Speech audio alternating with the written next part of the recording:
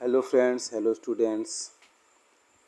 आपके क्लास 10 का जो बुक है फुटप्रिंट्स विदाउट फीट और चैप्टर का भी नाम है footprints without feet, lesson number 5। इसमें एक सन की साइंटिस्ट की स्टोरी है, तो आइए देखते हैं क्या है, कैसे है, कब है। ठीक है। Can a man become invisible? क्या कोई व्यक्ति अदृश्य हो सकता है, मतलब दिखाई नहीं दे सकता है? This is the story of a scientist who discovered how to make himself invisible. यह कहानी एक साइंटिस्ट की है जो डिस्कवरी करता है, डिस्कवरी खोजता है कि कैसे स्वयं को इनविजिबल कर दे, यानी अदृश्य कर दे। Does he use or misuse his discovery? क्या वह इसका सदुपयोग करेगा या दुरुपयोग करेगा? किसका? अपने डिस्कवरी का, जो उसने खोज किया है। तो आइए देखते हैं कि क्या वो करता है। The two boys started in surprise at the fresh muddy imprints of a fair of bare feet. दो बच्चे जो कि सरप्राइज से, यानी कि आश्चर्य से चौंक जाते हैं। क्यों चौंकते हैं? A pair of bare feet, यानी कि नंगे पैरों के पेयर, यानी कि दो नंगे पैरों के इम्प्रिंट्स, यानी कि निशान। और कैसा निशान? फ्रेश मडी, यानी कि ताज़े कीचड़दार कीचड़दार ताज़े फुटप्रिंट्स को देखकर वो चौंक गए। कौन? दो बच्चे। What was a barefoot man doing on the step of a house in the middle of London?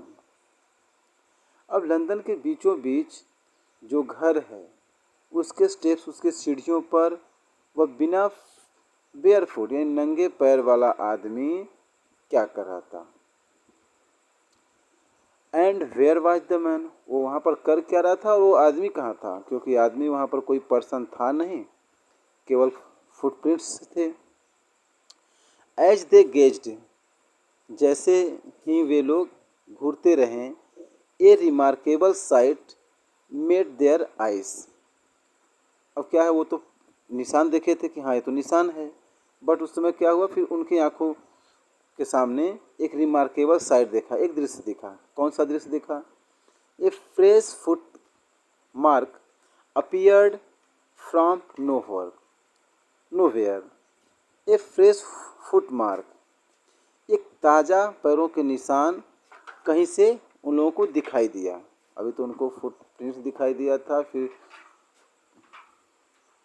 अब यहाँ पर एकाएक उनको एक ये दिखाई दिया कि कहीं से फुटप्रिंट्स अब एक ताज़ा दिखाई दिया उनको। अब क्या होता है? Further footprints followed. और वे लोग फुटप्रिंट्स जो थे, जो पैरों का निशान था, उसको फॉलो किए। One after one, sorry, the further footprints follow one after another. एक के बाद एक के बाद दूसरा जो पैर है, उसके जो फुटप्रिंट्स है वो दिखने लगे। Descending the steps and progressing down the steps. और जो स्टेप्स हैं वो डिसेंडिंग, यानी कि और आगे बढ़ते जा रहे थे और शहर की तरफ जा रहे थे। Progressing down the street.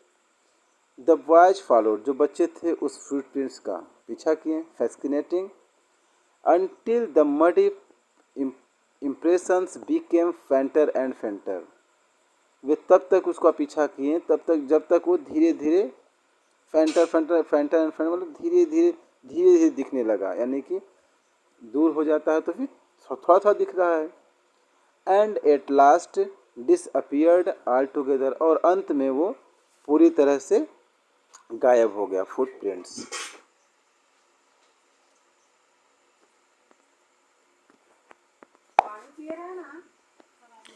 तो इस प्रकार हम लोग देखते हैं अभी क्या है उसके बाद।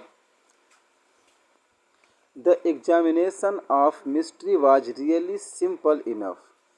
ये जो रहस्य है, इसका जो एग्जाम्पल एक्सप्लेनेशन है वो काफ़ी वास्तव में काफ़ी सिंपल था। The bewildered boys had been following a scientist who had just discovered how to make the human body transparent। ये जो बच्चे जिसका पीछा कर रहे थे, एक साइंटिस्ट का पीछा कर रहे थे जो कि हाल ही में ये डिस्कवर किया था, ये खोज किया था कि कैसे ह्यूमन बॉडी को ट्रांसपेरेंट करना चाहिए, यानी कि आर पार दिख सके। ऐसा उसने डिस्कवर किया था, ऐसा खोज किया था। Griffin the scientist had carried out experiment after experiment to prove that the human body could become invisible. Griffin जो कि साइंटिस्ट था, वो एक के बाद एक प्रयोग करता रहा, किया, इसलिए प्रोसेस ये सिद्ध करने के लिए कि ह्यूमन बॉडी जो है वो इनविजिबल हो सके। Finally he swallowed certain rare drugs and his body became as transparent as a sheet of glass। अंत में उसने कुछ रेयर यानी कि जो दुर्लभ ड्रग्स होते हैं, जो दवा है, उसको सॉल्व यानी कि पी लिया, और उसका जो शरीर है इस तरह से ट्रांसपेरेंट हो गया, यानी आर पार दिखने लगा, जैसे कि कोई ग्लास यानी जो शीशा होता है उसका सीट हो। Though it also remained as solid as glass. ये आर पार तो दिखने लगा, ट्रांसपेरेंट हो गया, इनविजिबल हो गया, बट यद्यपि ये इस तरह से सॉलिड इस तरह कठोर था जिस तरह कोई ग्लास है। ग्लास क्या है, इस पार से उस पार हम देख सकते हैं, बट क्या है कि लेकिन वो सॉलिड रहता है। इस पार से उस पार हम अपने हाथ पैर कुछ नहीं डाल सकते, बस देख सकते हैं। ब्रिलियंट साइंटिस्ट दो ही वाज, यद्यपि वो जो साइंटिस्ट था वो ब्रिलियंट था। Griffin was rather lawless person, लेकिन वो क्या था, वो एक लॉलेस पर्सन था, यानी कि नियमों का पालन नहीं करता था। His landlord disliked him and tried to eject him. जो लैंडलॉर्ड था, उसका जो मकान मालिक था, उसको नापसंद करता था। In revenge Griffin set fire to the house. और यह बदला लेने के लिए रिवेंज में, यानी कि वो उसको डिसलाइक कर देता था, तो ग्रिफिन उस घर को आग लगा देता है। To get away without being seen he had to remove his clothes. अब क्या है, वो बिना दिखे भाग जाने के लिए उसे अपने क्लॉथ्स को, अपने कपड़ों को रिमूव करना पड़ा, हटाना हुआ, क्योंकि अब तो उसके पास घर है नहीं, जिस घर में था वो उसी को आग लगा दिया था। तो अब वो क्या करेगा, तो अब तो यदि भागेगा तो सभी लोग उसको देख जाएंगे, अब कपड़ा वपड़ा पहने रहेगा, तो फिर उसको कपड़े निकालना पड़ा। तो उसका शरीर जो है ट्रांसपेरेंट है, बट यदि कपड़े पहनेगा तो वो दिखेगा कि नहीं, हाँ कोई ना कोई है। Thus it was that he became a homeless wanderer. इस प्रकार वह एक बेघर घुमक्कड़ हो गया, यानी कि बिना घर का इधर से उधर घूमने वाला। विदाउट क्लॉथ्स, बिना कपड़ों के। विदाउट मनी, बिना पैसों के। एंड क्वाइट इनविजिबल, और पूरी तरह से अदृश्य हो गया। Until he happened to step in some mud. ये कब तक पूरी तरह से विजिबल था, जब तक कि वह उसके जो स्टेप थे, उसके जो कदम थे, कुछ कीचड़ में नहीं पड़ गए, यानी कीचड़ में पड़ गए तो भी उसके पैरों में कीचड़ लगे, वो जो जहाँ भी जाएगा तो उसके पैरों के निशान आते जाएंगे। And left footprints as he walked. जैसे जैसे वो चलता था तो उसके पैरों के निशान बनते जाते थे।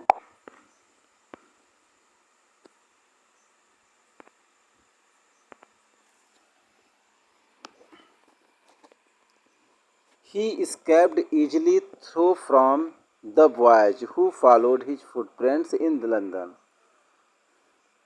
वह उन बच्चों से आसानी से भाग सका जो कि लंदन में उसके फुटप्रिंट्स का पीछा कर रहे थे।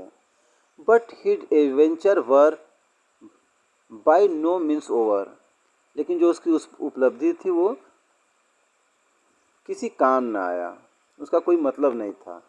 He had chosen a bad time of the year to wander about London without clothes। उसने बिना कपड़ों के लंदन में वंडर यानी कि घूमना, यानी कि इधर से उधर भटकना, साल के बहुत बुरे समय में कुछ चुना था। क्यों चुना था? इट वॉज मिड विंटर, यह मध्य जाड़े का समय था, मध्य सर्दी का। अब बिना कपड़ों के रहो तो मर तो जाओगे ही। The air was bitterly cold, जो हवा था पूरी तरह से एकदम ठंडी थी। And he could not do without clothes, और वह बिना कपड़े के नहीं रह सकता था। Instead of walking about the streets he decided to sleep into a big London store for warmth.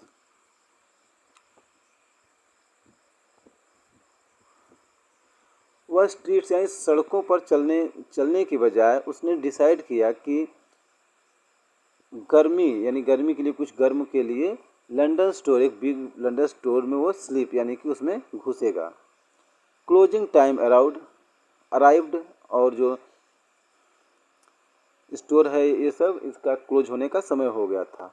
And as soon as the doors were shut, Griffin was able to give himself the pleasure of clothing and feeding himself without resort to expense.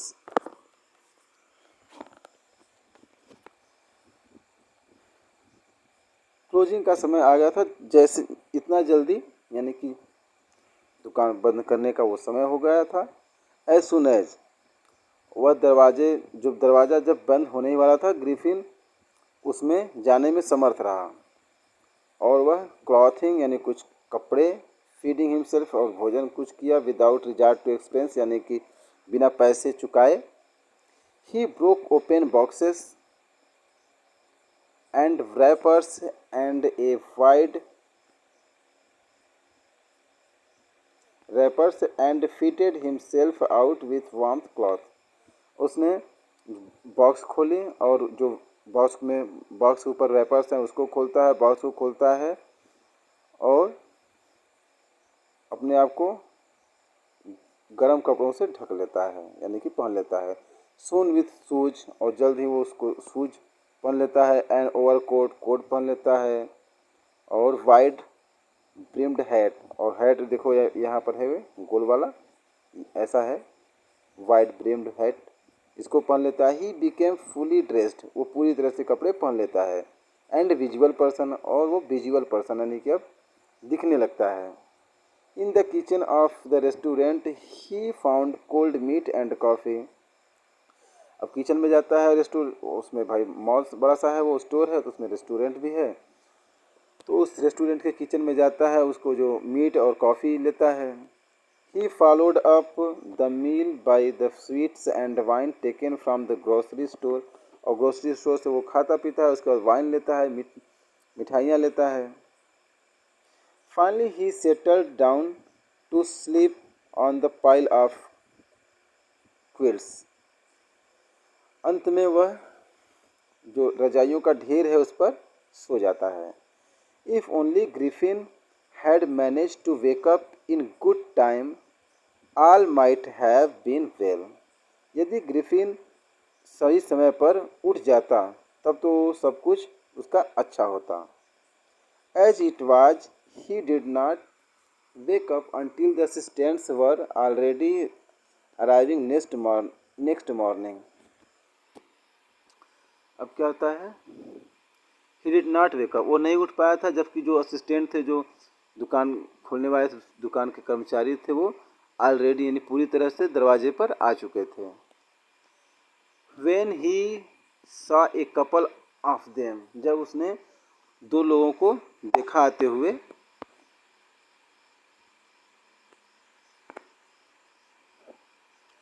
Approaching यानी कि आते हुए,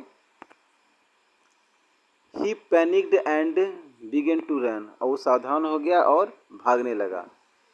They naturally gave chase, वे लोग भी उसका पीछा किए। In the end he was able to escape only by quickly taking off his newly found clothes. अब क्या होता है? अंत में वह he was able to escape, वो भागने में समर्थ होता है केवल क्विकली तुरंत वो जो नए नए कपड़े पहनता है उसको निकाल देता है और वो भागने में कामयाब हो जाता है।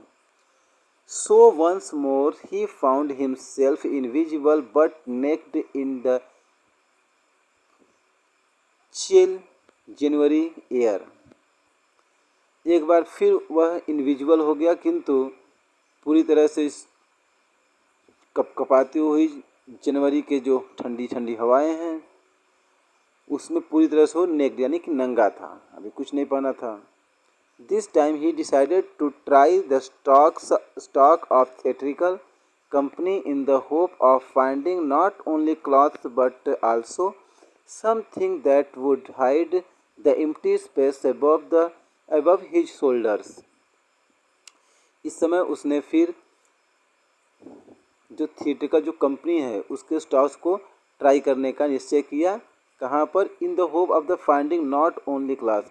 और ये ऐसा कर रहा था कि न केवल उसको क्लास वहाँ से मिलेगा बल्कि कुछ ऐसा मिलेगा कि जिसको उसका जो एम्प्टी स्पेस है, जो खाली स्थान है शोल्डर के ऊपर का, कंधे के ऊपर का, उसको भरा जा सके। जैसे देखिए इधर है, अब इसे देखिए, अभी ये पहना है तो भाई ये तो पूरा से ढका है, जूते से ढका है सब पूरा, लेकिन अभी ऊपर का क्या है, सिर तो इसका है बट कोई चीज़ इस पर रखा जाए तब इसको ढका जाए, ये तो इनविजिबल दिख रहा है। तो यदि पैक वैक कर देगा तो वो भी दिखा लेगा, यानी कि समझ लो ये शीशा है इसका, जो इसका सिर है ये शीशे की तरह है। यदि इस पर कुछ कपड़ा वपड़ा रख दे तो हाँ लगेगा नहीं ये सॉलिड है, तो वो भी ढका जाएगा। तो इसको ढकने के लिए वो सोचा कि नहीं वो भी मुझे वहाँ पर मिल सकता है।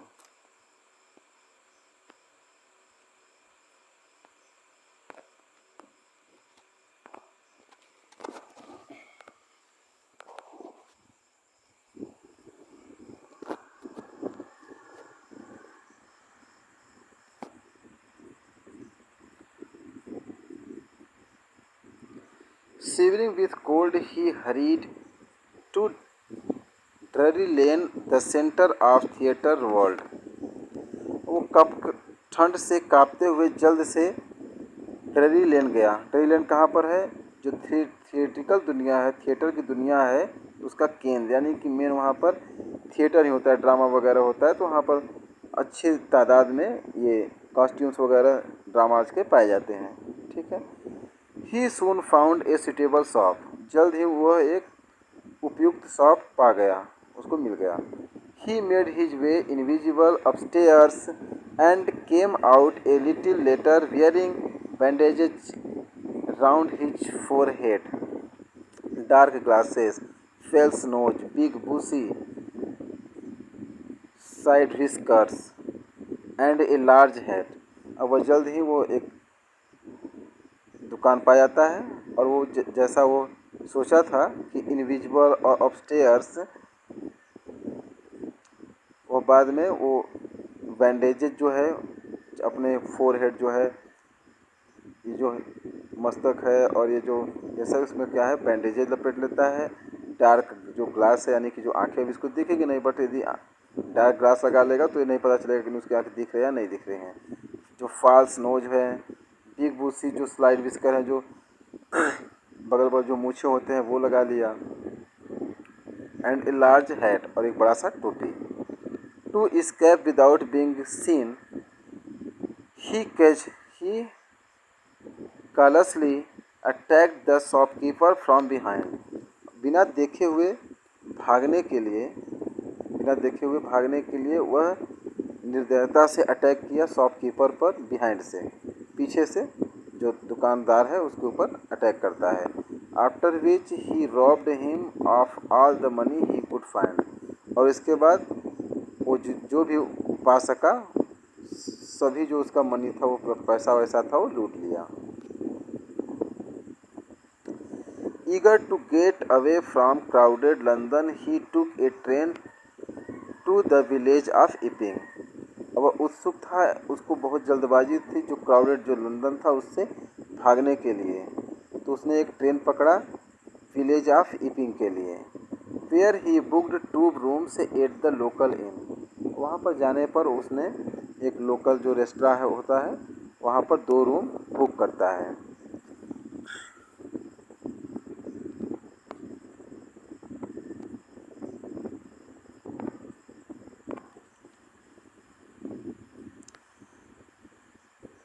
Arrival of A stranger in an in sorry at an in winter was in any case an unusual event. अब किसी स्ट्रेंजर मतलब किसी अजनबी का आना, वो भी ठंडी के सीज़न में, और किसी रेस्तरां में एक अनयूजुअल यानी एक असामान्य घटना थी। यानी कि अब ठंडियों में सब अपने घर रहेंगे, यहाँ पर क्यों रेस्तरां में क्या करने आएंगे, वो भी आउट एरिया में। ए stranger of such uncommon appearance set all tongues weighing. और ऐसा स्ट्रेंजर पर्सन जो कि असामान्य दिख रहा था, ऐसा दिखने वाला सभी लोग उसके विषय में वेगिंग यानी कि बातें करने लगे। ऑल टंग्स तो सभी लोग, सभी के जो जबान है वो बातें करेंगे, ये कैसे आया।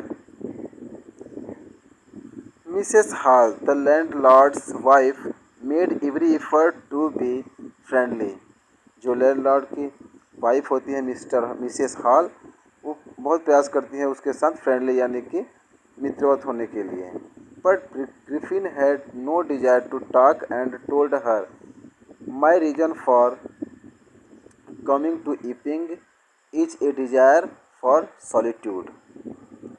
अब वो उससे फ्रेंडली होना चाहती हैं कि उससे थोड़ा सा जान पहचान कर रहे हैं, लेकिन जो ग्रिफिन है वह बात करने की उसको कुछ भी इच्छा नहीं थी, उसको कोई आवश्यकता नहीं था। और वो उससे बोला, यानी कि मिसेस हॉल से वो बोला कि यहाँ पर मेरा आने का जो कारण है ईपिंग में, केवल इतना ही मेरा कारण है, मेरा इतना ही इच्छा है कि फॉर सॉलिट्यूड यानी कि एकांत के लिए, मैं एकांत ले चाहता हूँ। I do not wish to be disturbed in my work.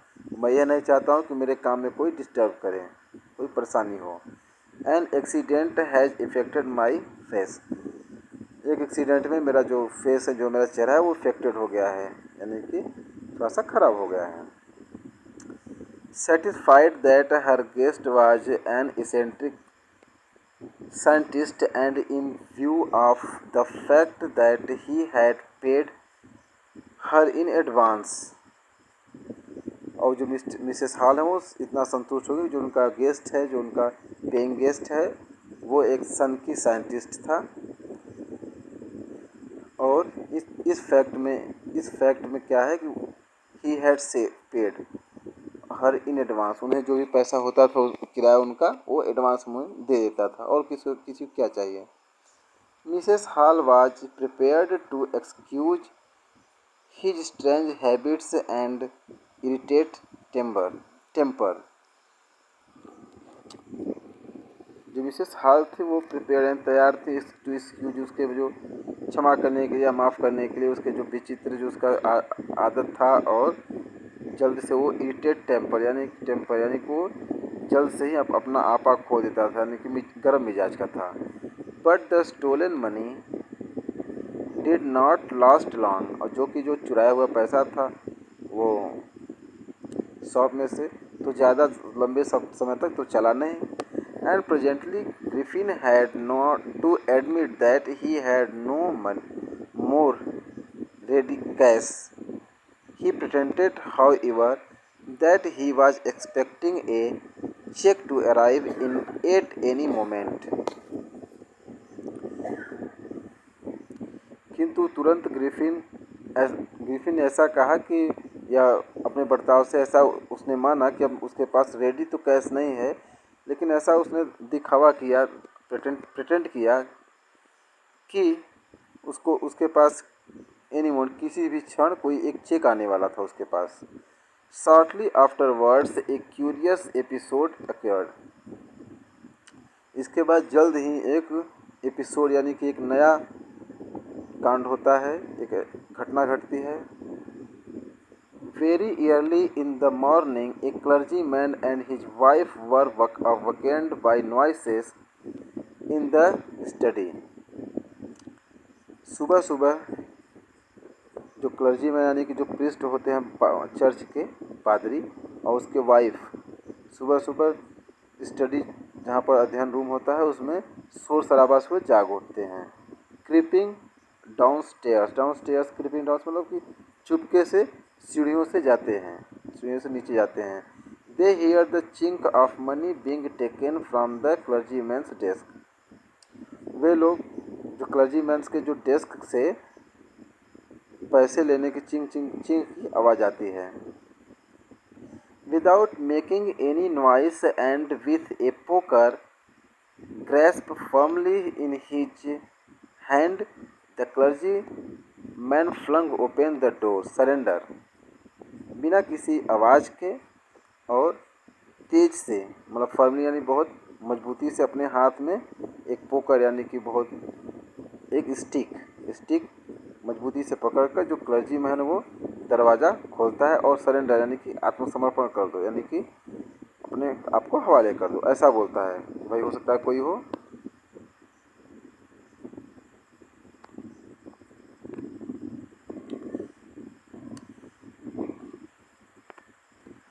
Then to his amazement he realized that the room appeared to be empty. अब उसके बाद क्या हुआ, एक अमेजमेंट यानी कि एक आश्चर्य हुआ, उसे महसूस हुआ कि जो रूम है वो तो इम्पटी है, खाली है। He and his wife looked under the desk. वह और उसकी जो पत्नी थी, जो क्लर्जीमैन है, और उसकी जो वाइफ है, वो डेस्क नीचे वो लोग देखने लगे। एंड बिहाइंड द कर्टेन, जो पर्दे वर्दे लगे हैं उसके पीछे भी देखें। एंड इवन अप चिमनी, जो चिमनी है, जो खाना वाना पकाने वाला जो चिमनी है उसके पीछे भी देखें, वहाँ भी देखें। There was not a sign of anybody, किसी का भी वहाँ पर मार्क वो नहीं दिखा, तो ऐसा नहीं लग रहा था कोई वहाँ पर व्यक्ति है, मतलब किसी का कोई भी नामो निशान वहाँ पर नहीं है। Yet the desk had been opened and the housekeeping money was missing. और जब वे लोग डेस्क खोलें तो जो उनका जो रखा हुआ पैसा था वो मिसिंग था, यानी गायब था, वहाँ पर था नहीं। एक्स्ट्रा ऑर्डिनरी अफेयर्स, यानी कि ये तो असामान्य घटना थी। The clergyman kept saying for the rest of the day. Clergyman पूरा दिन वो बोलता रहेगा सब लोगों से कि ये तो अजीब अजीब सी बात है, पैसे में रखा था, पैसे चोरी हो गया, वहाँ पर कोई था ही नहीं। But it was not as extraordinary as behaviour of Mrs. Hall's furniture a little later that morning. और ये इतना असामान्य नहीं था जितना कि जो मिसेस हॉल का जो बिहेवियर, मिसेस हॉल का जो फर्नीचर है उसका जो बिहेवियर है सुबह सुबह। Landlord and his wife were up very yearly. जो लैंडलॉर्ड है, जो उसकी वाइफ है, जल्द ही उठ गई थी सुबह। Were surprised to see the scientist door wide open. और वे लोग सुबह ही उस दिन उठ गए थे और वे लोग सरप्राइज हो गए थे, आश्चर्य हुआ यह क्या देखकर कि जो साइंटिस्ट है उसका दरवाज़ा पूरी तरह से खुला है। Usually it was shut and locked.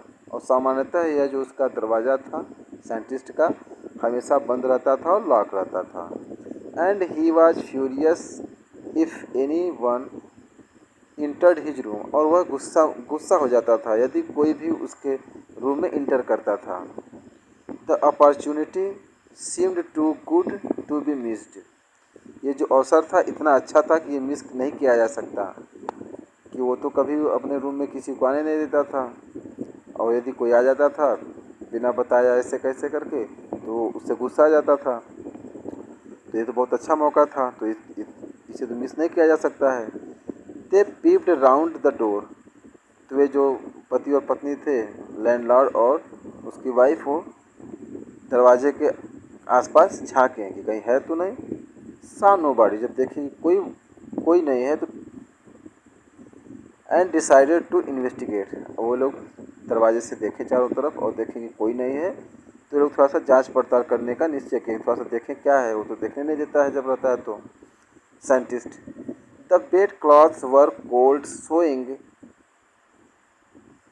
That the scientist must have been up for some time. और जो बेड क्लॉथ था जहाँ पर वो सोता था वो कोल्ड था, यानी कि ठंडा था। शोइंग दैट साइंटिस्ट, ऐसा लग रहा था कि जो साइंटिस्ट है वो कुछ समय पहले ही उठ गया है। And the stranger steel the clothes and bandages that he always wore were lying about the room. Stranger तो स्टील ये भी था कि जो क्लॉथ्स और बैंडेजेज जो थे जो हमेशा वो पहनता था, अब वो रूम में ही पड़े हैं। All of a sudden Mrs Hall heard a sniff close to her ear. अचानक जो मिसेस हॉल हैं अपने कान के पास एक स्नीफ यानी कि सांस लेने की आवाज़ सुनती हैं। A moment later the hat on the bedpost leapt up and dashed itself into her face. एक क्षण के बाद जो हैट है बेड पोस्ट पर लेफ्ट अप उठा और उनके चेहरे पर डैश यानी कि फेंका गया। Then the bedroom chair became alive. उसके बाद जो बेडरूम का चेयर है वो जिंदा हो गया यानी कि उसमें मूवमेंट हो गई। Springing into the air it charged against at her. अब वो हवा में उड़ते हुए सीधे उसके ऊपर चार्ज यानी कि फेंका गया। Legs foremost,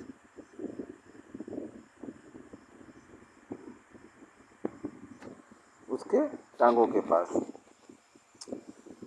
as he and her husband turned away in terror. और जो तुरंत क्या है वह और उसके जो हस्बैंड है वो डर से भाग गए, मतलब मुड़ गए दूसरी तरफ। The extra ordinary chair pushed them bath about of the room. जो एक्स्ट्रा ऑर्डनरी यानी जो असामान्य दुर्लभ जो चेयर था उन लोगों को रूम से बाहर धक्का दे दिया। And then appeared to slam and lock the door after them. और उसके बाद उनको धक्का देने के बाद दरवाज़ा जो है वो बंद हो गया और लॉक हो गया। Mrs Hall almost felt down the stairs in hysterics. जो मिसेस हॉल है वो सीढ़ियों से नीचे गिर जाती हैं। He was convinced that the room was haunted by spirits. और उन्हें ऐसा महसूस हुआ, वो ऐसा मान रही थी कि जो रूम है वो आत्माओं द्वारा हॉन्टेड है, यानी कि वो खतरा है, उसमें डरावना है। And that the stranger had somehow caused which to enter into her furniture. और जो स्ट्रेंजर है जो उनके घर में रहता है, जो साइंटिस्ट, वो किसी तरीके से फर्नीचर में उसको इंटर किया, मतलब कराया है स्पिरिट्स को।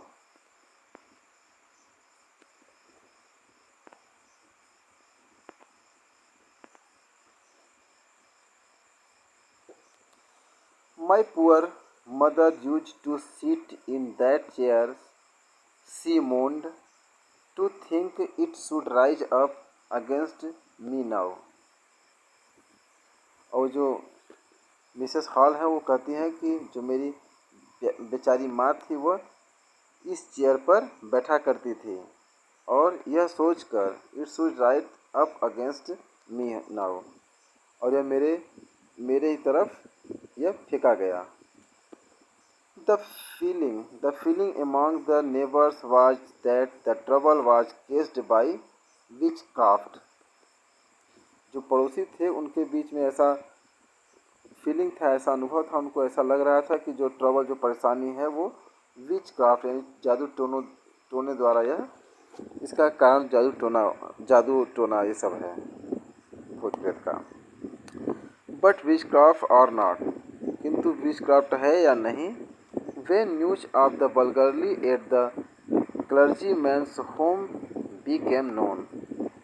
किंतु जब जो क्लर्जीमैन है, जो पादरी हैं, न्यूज ऑफ बल्गरी यानी कि चोरी का जो न्यूज है, समाचार है, जो क्लर्जीमैन के घर पर जो सब लोगों को पता चला, the strange scientist was strongly suspected to have of having had a hand in it. तो सभी लोगों को विश्वास हो गया कि नहीं, जो इस सबको सस्पेक्ट यानी कि सबको संदेह हुआ कि ये जो स्ट्रेंजर है, जो साइंटिस्ट है, इसी का इसमें हाथ है। Suspicion grow even stronger when he suddenly produced some ready cash. और ये जो शंका था, जो सस्पिशियस था, यह और भी मजबूत हुआ जब कि उसके पास अचानक कैश आ गया, क्योंकि उसके पास चेक आने वाला था, अभी समय था, लेकिन एकाएक आ गया। तो he had admitted not long before that he had no money. यद्यपि वो अभी बहुत पहले की बात नहीं है, वो थोड़ा ही समय पहले बोला था कि नहीं मेरे पास पैसे नहीं है, वो माना था, बहुत समय पहले बात नहीं है। Village constable was secretly sent for instead of waiting for the constable. Mrs. Hall went to the scientist, who had somehow mysteriously appeared from his empty bedroom.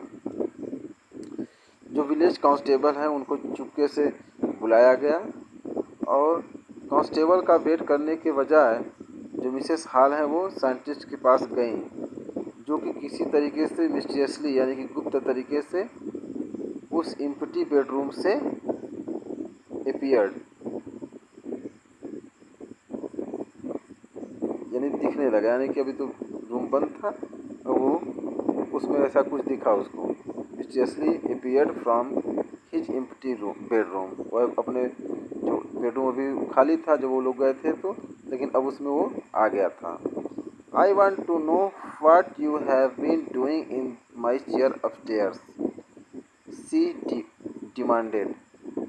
तो उसने कहा कि मैं जानना चाहती हूँ कि तुम मेरे जो चेयर है उसके साथ क्या कर रहे हो। And I want to know how it is you came out of an empty room and how you entered a locked room. वो बोलती है कि नहीं तुम मेरे चेयर्स के साथ क्या कर रहे हो, और मैं ये भी जानना चाहती हूँ कि तुम जो खाली रूम था उसमें कैसे केम आउट, उस खाली रूम से कैसे बाहर आए। भाई खाली रूम तो था, अभी वो उसमें कोई नहीं था, लेकिन तुम उसी में से बाहर आ रहे हो। और तुम लॉक, जो जब रूम लॉक था तो उसमें गए कैसे, इंटर कैसे किए।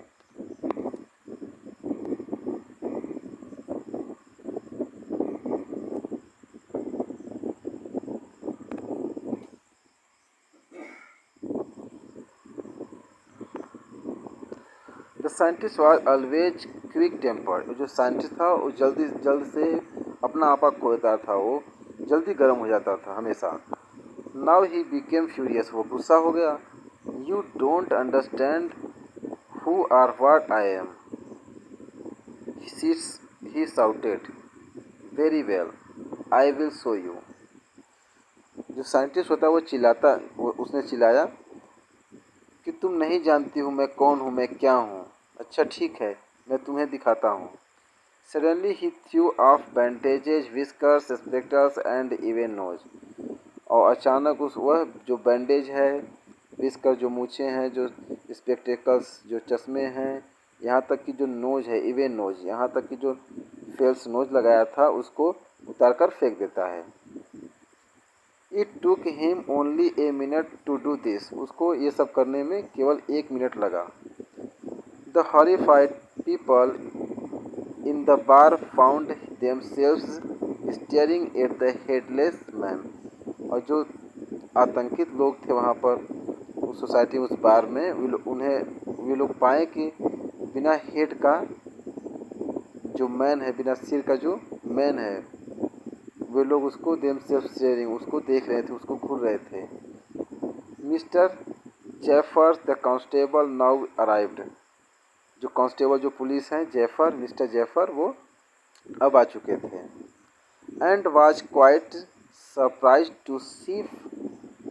To find that he had to arrest a man without a head. और मिस्टर जो जेफर्स हैं वो आ चुके हैं, और वो पूरी तरह से आश्चर्य हैं यह देखकर कि उन्हें बिना जो सिर का जो आदमी है उसको पकड़ना है। But Jeffers was not easily prevented from doing his duty। लेकिन जो जेफर हैं वो अपने जो ड्यूटी है, जो अपने उनका कार्य है, उससे आसानी से प्रिवेंटेड यानी कि रोके नहीं जा सकते हैं, आसानी से नहीं रोके जा सकते, यानी कि उनको तो करना ही है। If the magistrates warrant ordered A person's arrest, then a person had to be arrested with or without his heads. यदि जो मजिस्ट्रेट है उनका जो वारंट था, वो आर्डर था कि जो पर्सन्स है जो उसको अरेस्ट करना है, वो पर्सन या तो उसको अरेस्ट करना है या तो उसके सिर के साथ या बिना सिर के, लेकिन उसको अरेस्ट करना है।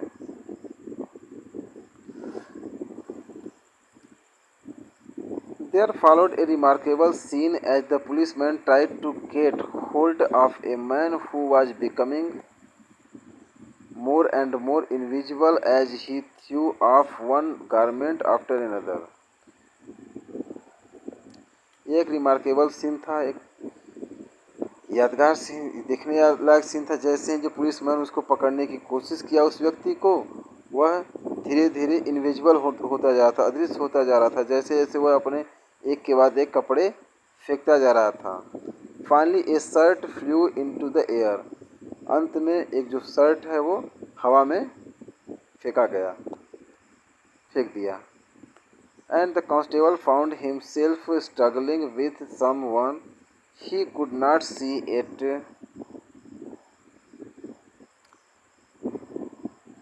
अंत में जो फेंका गया तो जो कांस्टेबल है उनको स्वयं महसूस हुआ कि स्ट्रगल करते हुए विद समवन, ऐसे लोग के साथ, ऐसे व्यक्ति के साथ उनको वो स्ट्रगल कर रहे हैं।